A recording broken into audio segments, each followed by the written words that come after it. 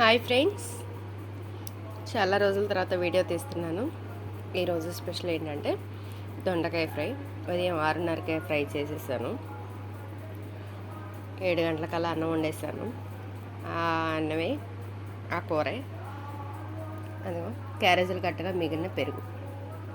అదే ఈరోజు స్పెషల్ నాకు. Thank you for watching.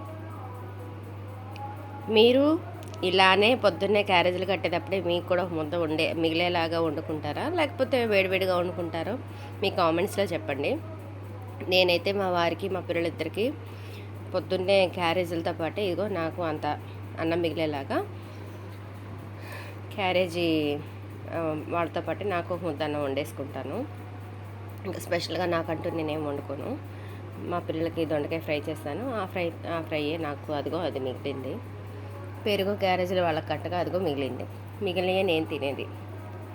ఓకేనా ఫ్రెండ్స్, మీరైతే సపరేట్గా చేసుకుంటారా పిల్లలకి హస్బెండ్కి క్యారేజ్ కట్టేశాక, లేకపోతే వాళ్ళతో పాటే చేస్తారా నాకులాగా రొటీన్గా అనేది మీ కామెంట్స్లో చెప్పండి.